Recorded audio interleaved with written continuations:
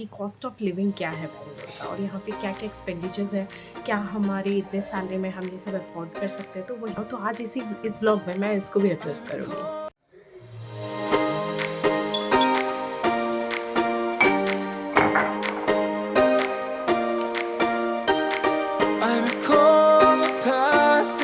Hi friends, welcome back to my channel to a new vlog. तो आज है वीकडे, आज है वेडनेसडे। तो आज मेरा ऑफिस भी है और साथ ही कुहू के स्कूल में भी एक प्रोग्राम है जिसमें कि डॉटर फादर ड्यू का एक रैम्प वॉक होने वाला है। तो हम लोग को उधर भी जाना है। तो आज का फुल डे बहुत ही रश में रहने वाला है।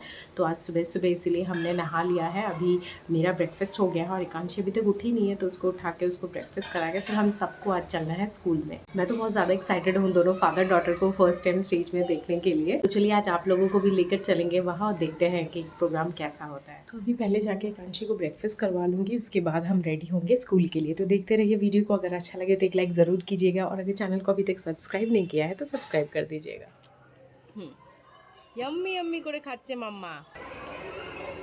ওলি বাবা, আমার সোনা বেবিটা তাই ব্যালকনিতে বসে খাচ্ছে। আমার সোনাটা ব্যালকনিতে বসে খাচ্ছে, তাই না? My father was my teacher, but most importantly, he was a great dad. Come on!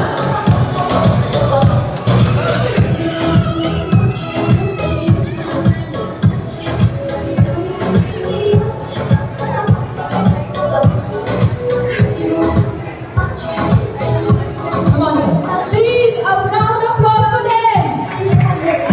Sarah, Viraj, Harshil, and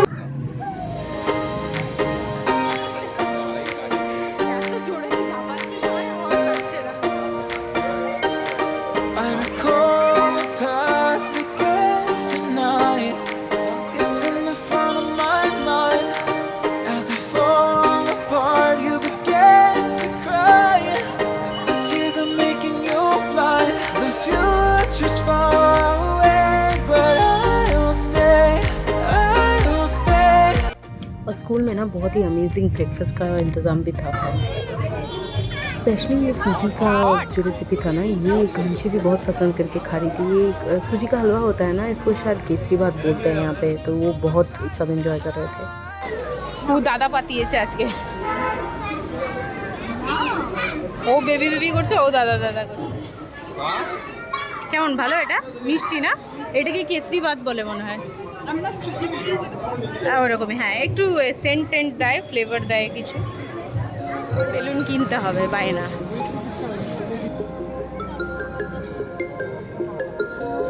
aeroplane দিয়ে দিয়েছে। এবার বাড়ি, বেলুন নিয়ে নিয়েছি, এবার বাড়ি। খুব মজা করলো ছনি। सुनता आई थी, वो खाना बना के चली गई है। तो चलिए देखते हैं आज के मेन्यू में क्या क्या है। तो ये है स्मॉल प्रॉन्स का भरता, मतलब कूचो चिंगड़ी। तो इसका हम भरता बनाते हैं और इसके साथ है वाइट राइस, और ये है रोहू का कालिया, और ये है हमारा बॉटल गार्ड की सब्ज़ी, मतलब लौकी की सब्ज़ी, और ये है सेम मीन्स ब्रॉड बीन्स, आलू, बैगन, ये सब मिला के हम लोग बंगाली में इसको चौचड़ी बोलते हैं। तो यही है।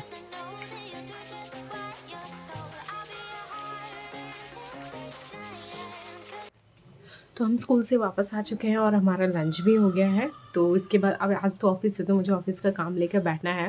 पर मैंने सोचा कि आज वर्क प्रेशर थोड़ा कम है, तो मैंने सोचा कि आप लोगों से थोड़ी बातें करती हूँ। तो मेरे बहुत सारे फ्रेंड्स हैं जो बंगाल में रहते हैं या फिर बंगाल के बाहर भी रहते हैं। वो अक्सर बेंगलोर आना चाहते हैं।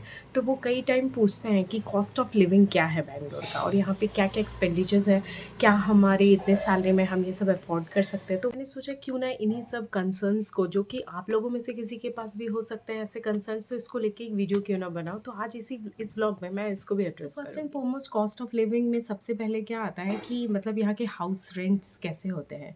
तो हाउस रेंट जैसे कि कोलकाता में या फिर बाकी शहरों में भी होता है, वो it totally depends on the locality which you are going to live. तो अगर यहाँ पे हम कुछ पॉश एरियाज़ देखते हैं बैंगलोर में, वहाँ पे यहाँ के जो रेंट्स हैं स्पेशली बिफोर लॉकडाउन और आफ्टर लॉकडाउन्स तो ऑल ओवर बैंगलोर में ही बहुत ज़्यादा शिफ्ट हो गया है। बट जो पॉश एरियाज़ हैं उनमें लॉकडाउन से पहले ही अगर आप 2 BHK का देखेंगे तो ऑलमोस्ट 40K ऐसा था, ठीक है, सिर्फ एक 2 BHK का, और वो गेटेड सोसाइटी नहीं होता था। तो अभी वो लॉकडाउन में वो गेटेड सोसाइटी में 2 BHK का 40K से वो ऑलमोस्ट 60K में पहुंच गया है। और यहाँ हम बेलंदुर में रहते हैं, ये भी बहुत हैपनिंग लोकेलिटी है क्योंकि यहाँ से हमारे बहुत सारे IT पार्क्स पास में हैं। तो यहाँ पे भी मेरे अपार्टमेंट में ही, हमारा तो अपना फ्लैट है तो इसलिए हमें अभी रेंट की चिंता नहीं होती है, लेकिन हमारे ही अपार्टमेंट में 3 BHK का अभी कॉस्ट चल रहा है, ऑलमोस्ट 60K रेंट पे चलता है, और 2 BHK का 40K। तो यहाँ पे ये रेंट अगर आप देखेंगे तो थोड़ा हाई है, बट डिपेंड्स। अब यहाँ अपार्टमेंट में आपको बहुत सारी फैसिलिटीज़ मिलती है, जिम की मिलती है, क्लब हाउस की मिलती है। अगर आप कोई भी एक स्टैंड अलोन अपार्टमेंट में रहते हैं और ये गेटेड सोसाइटी में नहीं, तो आई थिंक वो कॉस्ट आपका 2 BHK का 20 to 22 में आराम से हो जाएगा। नेक्स्ट है फूड। तो बीइंग अ बंगाली, हम लोग तो मतलब फ़िश के अलावा रह ही नहीं सकते हैं। तो बैंगलोर में जब हम स्टार्टिंग में आए थे ना, तो ये एक बहुत बड़ा कंसर्न था। तब हमारे पेरेंट्स जब आते थे बैंगलोर में, तो वो ये एक रीज़न की वजह से बिल्कुल ज़्यादा दिन तक नहीं रह पाते थे कि यहाँ पे वो हमारी वो जो फ़िश हम लेते हैं या फिर जो वैराइटीज़ ऑफ फ़िश हम लेते हैं वो यहाँ नहीं मिलती है। बट ये प्रॉब्लम अभी बैंगलोर में बिल्कुल सॉल्व हो गई है, क्योंकि यहाँ पे बहुत सारे ऐसे शॉप्स खुल गए हैं जो वो बंगाल से जो कि सामान ला के यहाँ पे बेचते हैं। 2-3 शॉप तो मैं ही जानती हूँ, जैसे मेरे घर के पास एक है सुस्वादु है, फिर कोलकाता शोलोआना है, फिर आपका कुछ कोलकाता, अभी मुझे शॉप का एग्जैक्ट नाम याद नहीं आ रहा। तो ऐसे बहुत सारे स्टोर्स खुल गए हैं जिसमें आपको A to Z बंगाल के आइटम्स या फिर नॉर्थ इंडियन के आइटम्स मिल जाएंगे, बी इट वो पूजा का हो या फिर नॉन वेज फिशेस रिलेटेड हो, वेजिटेबल्स रिलेटेड हो। ऐसे बहुत सारे वेजिटेबल्स होती हैं जो उधर मिलता है, जो हम लोग को इधर नहीं मिलता था, जैसे कि कोचू शाक, कोचू लोती, if you guys can relate to. तो ये पहले नहीं मिलता था, बट यहाँ पे अभी ये सब कुछ ईजिली अवेलेबल है। बट हाँ, कॉस्ट थोड़ा ज़्यादा होता है तो हम उसको रोज़ नहीं ले पाते हैं, बट हाँ ये मिल जाती है। नेक्स्ट आता है हाउस हेल्प। तो एज़ यू ऑल नो मैं कोलकाता से हूँ, तो कोलकाता और बैंगलोर का अगर मैं कंपेयर करूँगी तो हाउस हेल्प के चार्जेस इतने ज़्यादा भी मतलब वैरी नहीं करते हैं। जितने जो चार्जेस कोलकाता में है वैसे ही चार्जेस बैंगलोर में भी है। जैसे यहाँ पे मेरे 3 BHK में हाउस हेल्प को 3K पे करती हूँ, नॉर्मल क्लीनिंग और क्लीनिंग के लिए, मॉपिंग के लिए, इन सब के लिए, और यूटेंसिल्स वॉशिंग के लिए। तो सेम कॉस्ट हमारे फ्लैट में कोलकाता में भी हम वही पे करते हैं, तो ये मोर और लेस सेम ही है। Then comes education. तो मैं हर एक कंपैरिजन कोलकाता और बैंगलोर को लेके कर रही हूँ क्योंकि मैं इन दो सिटीज़ में ज़्यादा रही हूँ।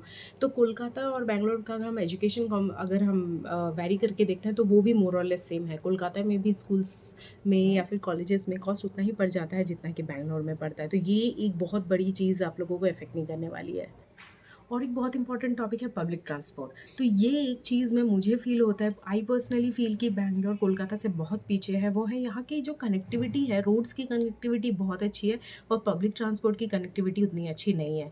कोलकाता में आपको अगर 1 किलोमीटर भी कहीं ब्रेक करके जर्नी करनी हो तो वहाँ ऑटोज़, रिक्शाज़ ऑलवेज़ अवेलेबल होती हैं, और यहाँ पे बैंगलोर में रिक्शाज़ अवेलेबल बिल्कुल नहीं है, टोटोज़ भी नहीं अवेलेबल है, और ऑटो की कनेक्टिविटी भी बिल्कुल नहीं है। तो यहाँ पे आपको अगर ऑटो लेना है तो आप या तो अलग से जाके बुक कीजिए, जो कि वो मतलब उनका तो मतलब प्राइस मतलब ज़मीन आसमान का टाइम बात होता है कि अगर वो 100 की जर्नी को वो 500 भी बोल सकते हैं। तो it all depends on you how you bargain. तो लेकिन इसके अलावा आप ओला और उबर है, तो ये 2 चीज़ है पब्लिक ट्रांसपोर्ट की। बसेस की कनेक्टिविटी अच्छी है पर वो गलियों में नहीं जाती है, वो main road outer ring road में चलती है। तो जैसे कि हमारा आउटर रिंग रोड से 1 किलोमीटर है, तो हमको यूजुअली पहले जब हम पब्लिक ट्रांसपोर्ट लेते थे तो हमको वॉक करके ही जाना होता था। पर कोलकाता में ये सब नहीं है। कोलकाता में आपको 500 मीटर भी वॉक करने की ज़रूरत नहीं होती है अगर आप नहीं चाहें तो। Then comes the last topic, वो है वेदर। तो बैंगलोर का वेदर बहुत फेमस है, स्पेशली हम मतलब कोलकाता वालों के लिए या फिर नॉर्थ इंडियंस सब सोचते हैं कि यार बैंगलोर तो बिल्कुल हिल स्टेशन है। तो ये बात बिल्कुल सही है। अभी तो फ़िलहाल मैं इससे 8-10 साल पहले भी एक बार बैंगलोर आई थी जब मेरे भैया यहाँ पे जॉब करते थे। तो तभी मुझे यहाँ का वेदर इतना अच्छा लगता था कि मैं सोचती थी कि यार कभी अगर शिफ्ट होना हो ना तो बैंगलोर में ही होंगे। तब रियली ये हिल स्टेशन था। पर अभी ग्लोबल वार्मिंग की वजह से बैंगलोर भी धीरे धीरे बहुत गर्म हो रहा है, लेकिन ये भी लॉकडाउन की वजह से अभी ट्रांसपोर्ट भी बहुत कम हुआ, लोगों का ऑफिस जाना आना कम हुआ, तो इस हिसाब से मुझे फील होता है ना कि यहाँ पे अभी बारिश भी ज़्यादा हो रही है और वेदर थोड़ा सा ठीक हो गया है।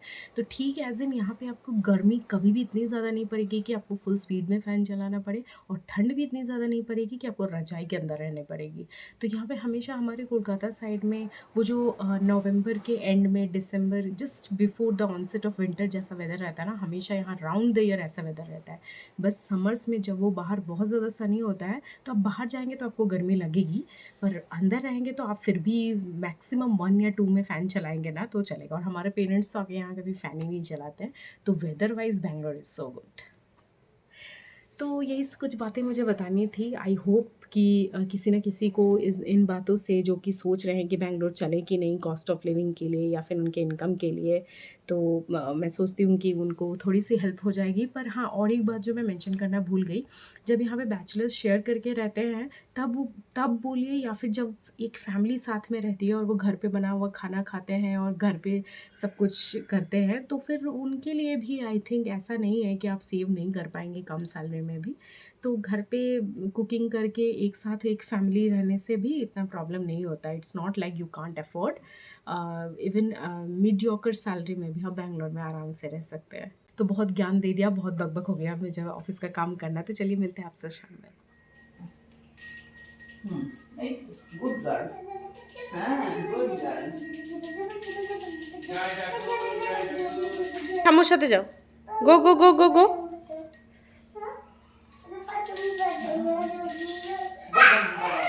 এসো এসো এসো।